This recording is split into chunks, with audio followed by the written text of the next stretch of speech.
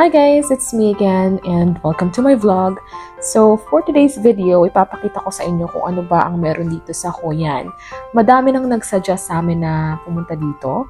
Yes. And finally, nandito na kami guys. And ipapakita ko sa inyo kung ano yung meron dito.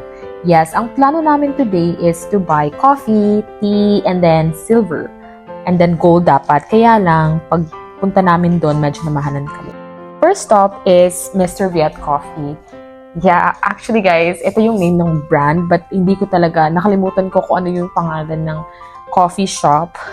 Yes, but if you want, makikita mo agad to sa entrance pa lang ng Hoi An.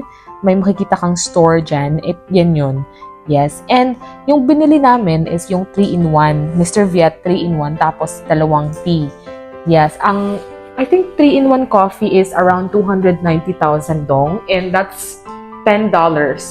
Yep, hindi naman siya masyadong mahal and sulit na din siya kasi nga 50 packs na sa isang box. Yung tea naman na binili namin is black tea loose leaf and then green tea loose leaf, tea pins. Famous din daw to guys, kaya binili na din namin. Pagkatapos namin doon, naghanap kami ng scalp spa.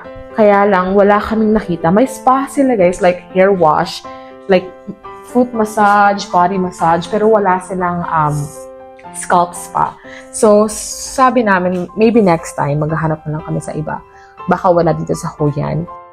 So, pagkatapos no, naglakad-lakad lang kami, tapos tumitingin-tingin kung ano yung pwede naming mabili.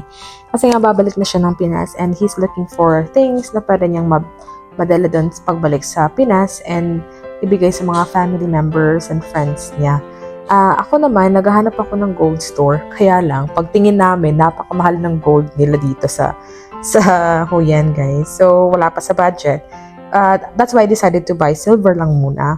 Yeah, ipapakita ko sa inyo yung binili ko. And meron din silang mga Vietnamese na mga bagay kung gusto mo mag-collect.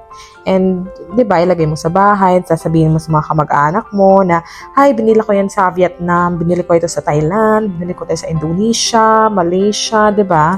Chares. Parang memories na lang din, di ba? Ito kasing friend ko na to, mahilig siyang mag-collect ng mga bagay-bagay at nilalagay niya sa bahay niya. Napag-isip-isipan ko din na mag-collect ng mga, like mga, ano ba yan, revolto, mga statwa, ganon. Kaya lang, mahirap kasing dalhin sa Pinas guys, napakabigat, tapos ayoko magbayad ng extra, kaya kapag pumupunta ako sa ibang bansa, yung binibili ko usually is yung mga lightweight lang. Let's say for example, yung mga scarf, ganon, or clothes, or rings, tapos yung magagamit ko, like earrings, yung sasabihin ko, oh, ito, binili ko to sa Thailand. Nandito na kami sa store. Yeah, ang dami nilang silver, guys. Tapos may rose gold sila, tapos may gold. Then, yung chinek ko kanina is yung parang bangles, at tapos bracelet. Yung price niya is, I think, $600, yung pinakamura. Yung isa naman, yung parang nail na bracelet is $1,000.